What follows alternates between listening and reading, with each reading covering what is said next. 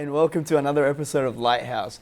Lighthouse is our way of bringing God's light into your house. I'm Andrew Fraig, and I will be continuing the topic of church history. But in this episode, we'll be focusing on our Coptic Orthodox history and how it began from the first days of St. Mark's preaching into Egypt, and following on to today, to what are we doing new in our church, or what's happening in our church. And to continue this two-part series, we have our beautiful Father Samuel Fanusa again to continue church history. Father Samuel is a lecturer in the Theological College, and he teaches history. So perfect fit for our topic today. Hi Abuna, welcome to the show again. Thank you. So we spoke in the last episode about the bigger picture and how the church was and the church history and the importance of the church history. For us as Coptic Orthodox, where did it begin for us? We know it began from St. Mark's, and how did it evolve from there on for us? So basically the Orthodox Church in Egypt, basically it's not the Orthodox Church, it's Christianity in Egypt. We talk about how did Christianity get from Jerusalem to Egypt? Correct. We know that Alexandria had a huge, probably about 1 million Jews that lived in Alexandria in the first century. And many of them would have been at Pentecost when St. Peter was preaching, and 3,000 were baptized in one day. And we know that all of those people that had come up to the feast, who were then baptized, took their faith back to their homeland. The tradition that St. Mark started the Church See of Alexandria is an ancient one. Saint Eusebius, who's the first church historian, or known as the father of church history, he actually, in about the early 4th century, credited St. Mark as starting the See of Alexandria. Wow. That being said, the document that we've got, the Acts of Mark, which talk about how we did it, is much later. Oh, wow. And scholars look and say, actually, there's not a whole lot that we know about that really early Alexandrian church. But what I find beautiful is that St. Mark, almost certainly, I think, from a historical perspective, I mean, many scholars would argue differently, but St. Mark almost certainly started, and it's very probable that he started the Church of Alexandria. But what is beautiful is that actually, when he got there, he may have found some form of Christianity already, because the people who spread the faith and who's so effective in spreading the faith is the everyday man, is the merchant who's traveling from here to there, heard the faith. Hey, listen to what I've heard over here. Listen, this is the good news. There was a soil for it to grow. Yeah, and it's not always St. Mark, St. Peter, St. Paul who starts the faith. You know, it's assumed that St. Paul or St. Peter started the church, the See of Rome. But when St. Paul was writing to the Romans, he was writing to people who were already there. How did they get there? Where did the faith come from? It came from individuals, people we don't hear about in history, who heard the faith, were changed, and through their own ordinary lives, brought the faith to wherever they were going. And that's a really beautiful aspect of mission and evangelism, that certainly St. Mark, not certainly, but there's a strong evidence that St. Mark is the one who started the See of Alexandria. But in terms of what is known about the patriarchs after St. Mark is very little. St. Eusebius, who's writing in the 3rd or 4th century, of the 10 patriarchs that came after St. Mark, he only writes their name. Not much is known about them. That's true, because in the Synaxarium as well, like you're trying to read their stories, like that's it, and glory. It's not much. Yeah, those early patriarchs, not much. But the faith was alive, it was vital, it was flourishing through individuals who we don't know the history, but who were so important in our heritage and in our culture. So what would you say is the Coptic Church in that sense? The Coptic Church is the Orthodox Church of Egypt. Coptic just means Egypt, Egyptian. Yeah, that's right. Greek, Russian. We are Egyptian Orthodoxy. We are no better or no worse than any other Orthodox church. We are just the authentic, original Christians who are in Egypt. And the way we worship is authentically Egyptian. The way the Greeks worship is authentically Greek. And so the Coptic Church is simply the expression of the earliest church, the earliest Christianity, today in Egypt. We have taken that earliest faith, made it thoroughly Egyptian, and we express that in our lives, in our culture, because when religion is fused with culture, it is so much more powerful, so much more effective. You know, when we take the way we are and the way we think and we fuse that with religion, then that's why the Coptic Church is so strong in Egypt today. Yep. So you you touched on something about, having the faith and the people together, and having the culture helping you as well. But what would you say in the times of, like you said, the dark periods of the Coptic Church, where the Islamization of Egypt, and the Coptics were struggling to be Coptic, and many of our brothers and sisters weren't able to keep the faith because of the the taxes and the high taxes that they had to go through? Or what would you say to that? Like, would you say that we're blessed to be here, like right now, to be still continuing that Coptic tradition?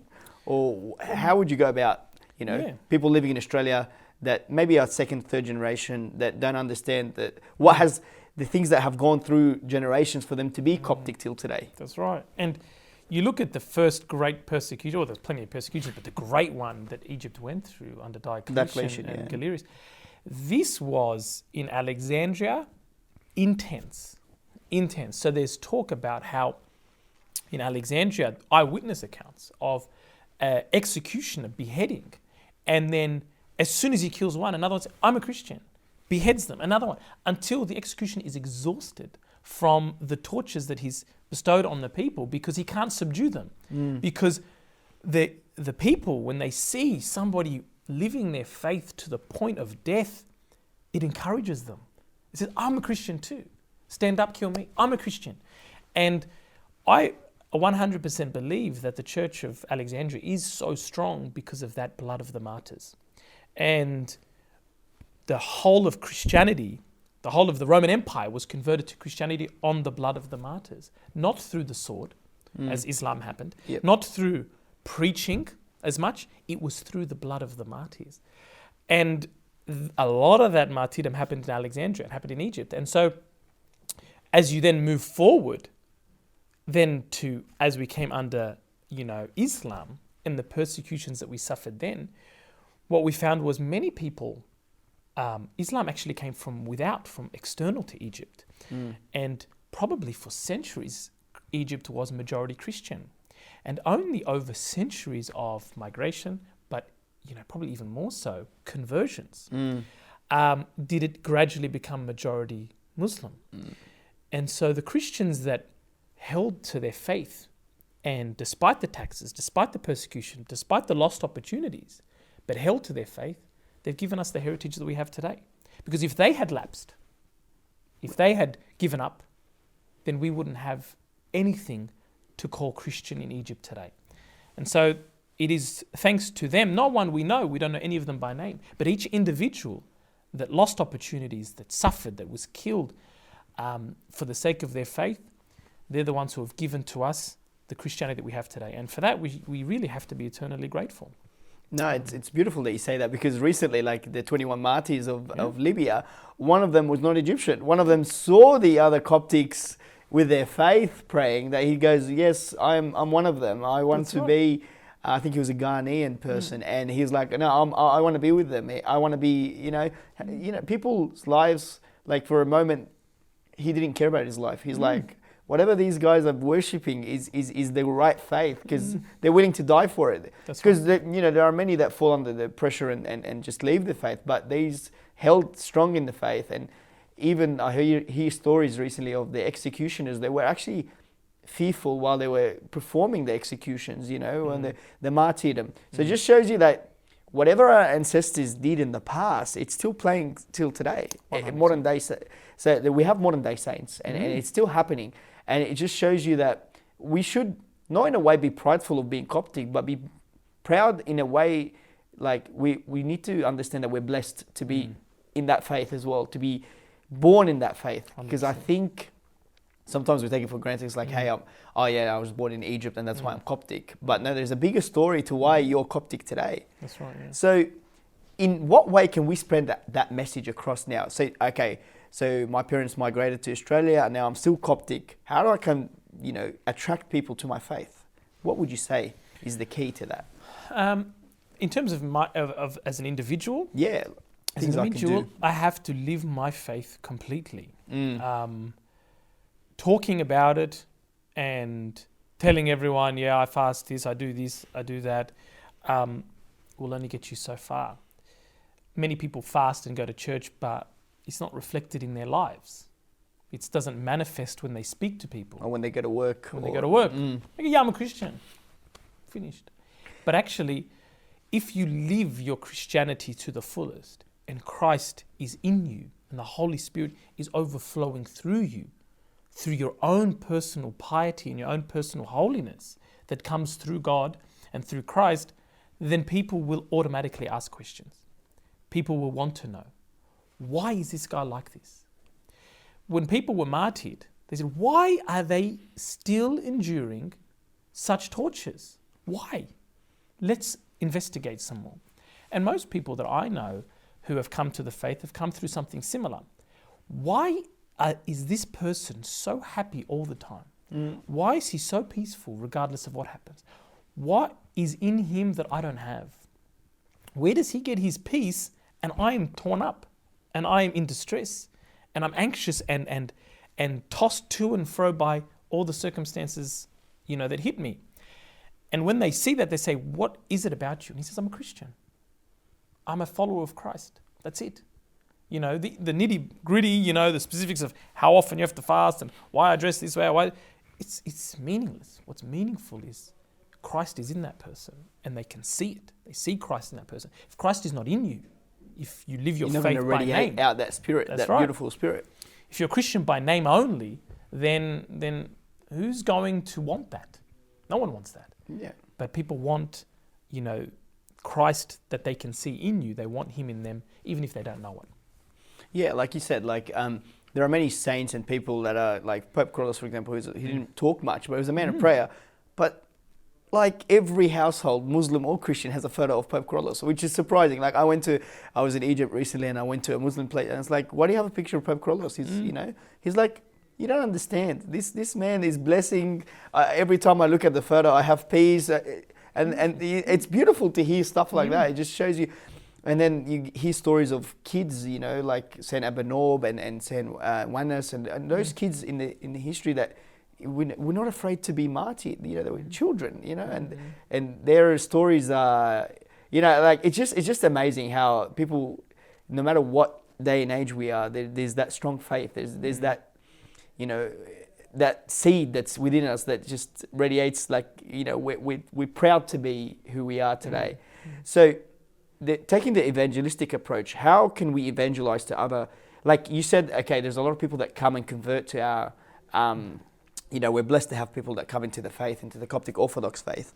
What can we do as well? Like, in what ways can we also evangelize the Coptic faith, the Coptic theology, without being too, lecturer stylish and, pushing onto people too much information and boring them?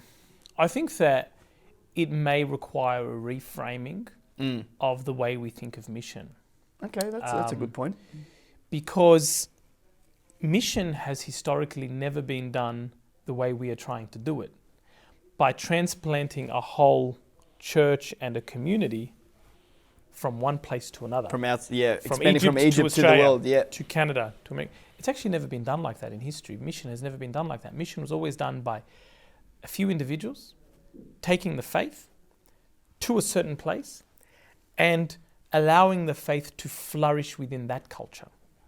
So when you say, how should we be evangelizing Coptic Orthodoxy? Maybe that's one way to do it. My personal belief is, how are we evangelizing Orthodoxy? Just the big Orthodoxy. How are we taking the Orthodox principles by which we live and breathe and worship, and giving it to Australia, giving it to America, giving it to Canada? Are we requiring Australians to live like Coptic people before they become Orthodox? Yeah. St. Paul says, if you, and he was rebuking St. Peter, said, if you, being a Jew, live in the manner of the Gentiles and not as a Jew, why do you compel the Gentiles to be circumcised? Yeah. He's saying that the faith is in Christ, and that's what we transmit. And we can't add any other burden on anyone who wants to come to faith. You cannot put cultural barriers in their way, because I was going to say, we have to separate culture from church. Yes. And that's so to attract people. I mean, like you don't have to be fully Egyptian in the way we do things. No, there has to be a way that, you know, you're in a different country, culture is different. So you have to adapt to the situation. Well, if you go to history, you'll know the principles that the Russians, when they were looking for the faith, they went to Greece. Actually, oh, wow. the story goes that I think it was Vladimir, one of the Tsars or one of the heads of Russia. He sent emissaries out to find the faith, and they went to Protestant, they went to Roman Catholic, and they went to the Greek Orthodox Church. It says when they went to the Greek Orthodox Church, they said, "We didn't know whether we were in heaven or earth." And so when they came back, Orthodoxy was adopted, but it wasn't. They didn't adopt Greek Orthodoxy. They adopted Orthodoxy, and it became thoroughly Russian. And that's why the Russian church is so strong today, because Orthodoxy fused with culture is powerful, but the particular culture you pick is essential. You can't fuse Orthodoxy in Russia with Greek culture. Won't work. It won't work. They're not Greek. That's right. You couldn't make the first century Gentiles Jews.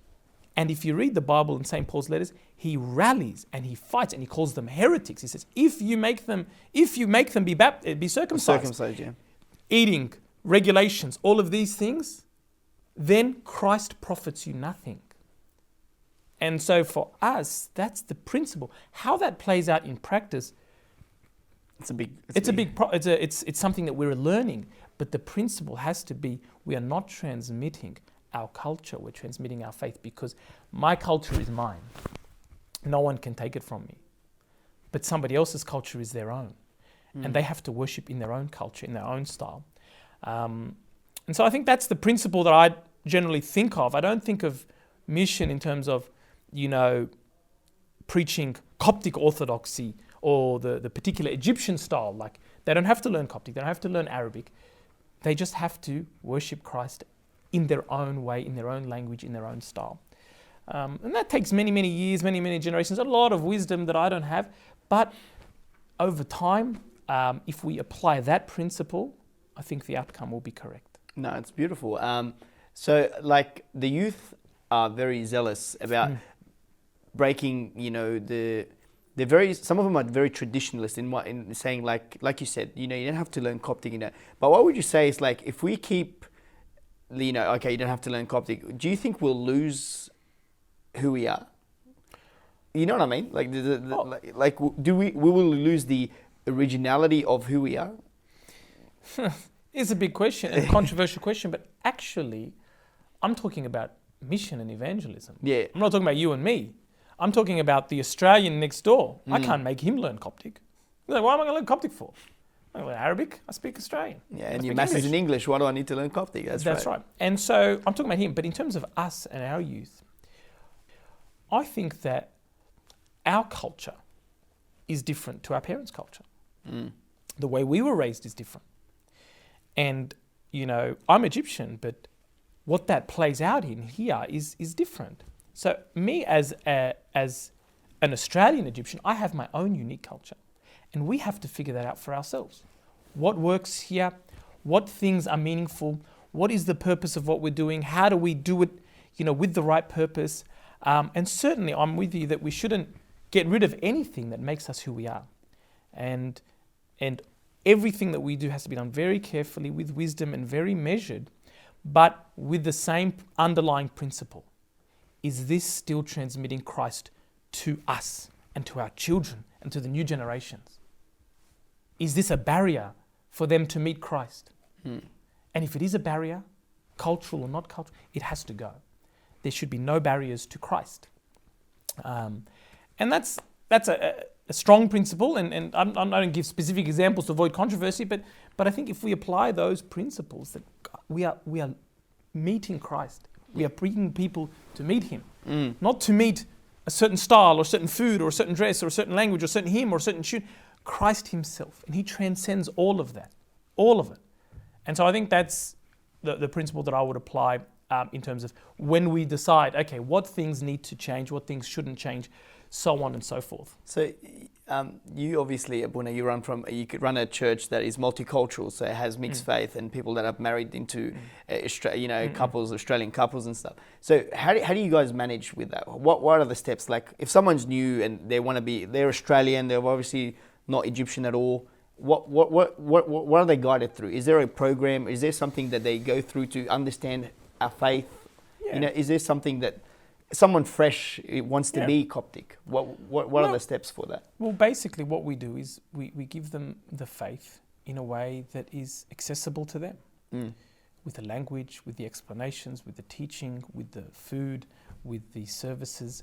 Everything we do is specific to them. And that's what works. We are very careful in the way we speak, the languages we use. Because, for me, if I'm somewhere and somebody's speaking, I don't even understand. And they're laughing and I'm like, I don't even get it. And it's very uncomfortable for people to be around certain cliques, certain groups. So we, in everything we do, make it easy for them to access Christ. Nothing changes in the essence of orthodoxy in terms of, the sacraments, the worship, the way we pray, the incense, everything we do. Nothing changes in the essence of orthodoxy, but the expression, how to make it accessible to them, how to make it understandable to them. All of those things vary.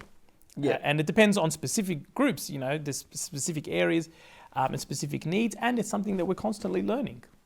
No, it's beautiful. You wish one day that it will be the Australian Orthodox Church. That will be something that could come from, the Ethiopian Orthodox Church came from the Coptic Orthodox Church, and that was and they do different. Like you said, they're not Egyptian. They don't speak Arabic. Everything is in Ethiopian. They use drums. We don't use. We use a triangle and a daf and cymbals. So yeah, it's different. So we, like you said, we need to adapt to where we are, to the culture of and the people that we're dealing with. So we can't be like you said, St. Paul, people at the time were converting them, they were pre-converting them to Jewish, to the Jewish religion to become Christians. That was your little, training phase, had to be a quick Jew before you become a Christian. So the other point I'd also make is that our strength is in our diversity. That's a very good point, actually. And actually, in terms of Australian Orthodox or whatever that may mean, in terms of one size does not fit all. And so there are many people who, and that's why we have so many traditional, Coptic Orthodox churches where people who come from Egypt and people who are raised Egyptian really identify, and that's beautiful, they have to stay there. But there has to be an acceptance and awareness that one size does not fit all. And actually the Coptic Church is the most powerful and most ready to do mission in Australia because of our armies of beautiful youth, servants, because of the hierarchy of the wisdom of our fathers in Egypt who implemented English liturgies early, and the Sunday school system. We have armies of evangelists that many other churches 10 times our size don't have, ready to do this kind of work. That doesn't mean, traditional Coptic churches don't worship the same way and we change language. No, that doesn't mean that at all. It just means one size doesn't fit all. And in some contexts, a slightly different approach is needed. But certainly in terms of Orthodox churches, there's an Orthodox Church of America, there's an Orthodox Church of Japan. What that means here, I don't know. That's a bigger topic way above my head, but I just know that on the ground level, we have to let people worship in the way that feels comfortable to them. So you're not really changing your faith, the tradition, not tradition, let's use the right term. We're not changing the essence of who we are. Never. We're just adapting to the people that we're dealing with. Like we said in the last episode, the expression changes over time. The essence never changes. The sacraments, our faith, the Trinity, our Christology, those things never change. They're timeless. But how they manifest themselves in actual worship and how those things, in terms of food, language, all of those things that are around that changes. Because those eternal truths have to be given in a form that is accessible in different cultures. In China, it's different. In Japan, it's different. In Egypt, it's different. In Australia, it's different. And those eternal truths have to be communicated in a language that is Australian, in a language that is Japanese, in a language that is... And when I say language, I don't mean just the language, I mean in terms of the whole culture. So yes, 100%, those eternal truths, the sacraments, and all of those things that make up our faith, never change. That's beautiful, Abuna. Thank you. The last thing I was going to ask you is like, and the thing is, what would you say to the people? I always get this question. It's like, if we add too much of the, because obviously there's not many English songs to sing with because most is in Arabic. What would you say to the thing is like, oh, the church is now moving into the Protestant approach of having instruments in the church, or losing the, the idea of the, like, what would you say to that? Because when we take it to the, if we're going to attract people to our faith, what would you say to the people that are saying, hey, we're becoming, like, for example, too Protestant? We're moving into the, we're going to having guitars and pianos and stuff. Like, are we going to, like, have a didgeridoo at one point? Like, you know what I mean? Like people will say, are we diverting the, the hymnology away from what the true essence of what we know as Coptic Orthodox, I think once again, I'm not going to give an answer because it's a very controversial topic, but I think once again we have to go back to the principles. What are the principles? The Russians worship in a specific musical style that is specific to them. The Ethiopians, like you said, have drums. What does that mean for us growing up here in Western society, who's grown up with this type of music, Western music? That is something that we are grappling with every day. I think that the principles have to be the same, that Christ is in all of these things. If we worship according to the eternal truths, and everything we do is to bring out those truths, whether it's whatever kind of instrument you use, whatever kind of language you use, God is above these things. Whether someone can make a theological argument that the only correct instrument to be used in church is a cymbal and a triangle, well, no other church is using it besides us. So to say that definitively, that it has to be this way, I think you'd have to think about that and come up with a strong principle and a guiding an argument as to how that could be, because we never used it even in the first century. So I think what is required is very careful, measured approach, calmness. We don't go extreme in either direction. Things are done with what is the purpose. Actually, we just want our youth to worship. We just want them to sing from their heart. St. Paul says, singing and making melody to the Lord in your heart. Speak to each other with hymns and spiritual songs. That's what St. Paul says. So we want them to worship. And if they worship with these instruments, what does that mean? How can we incorporate it? In what context? In what type of service? All of these things are things that should be done very measured and controlled, but without any dogmatism, without hatred, without attacking, with love. Christ is the higher law. Everything else is underneath. That's beautiful. Thank you so much, Abuna. So love is what really we need to have to 100%. Cover this. Thank you so much. And for our viewers at home and online, thank you so much for following us for another episode of Lighthouse. God bless you all and have a wonderful night. Thank you.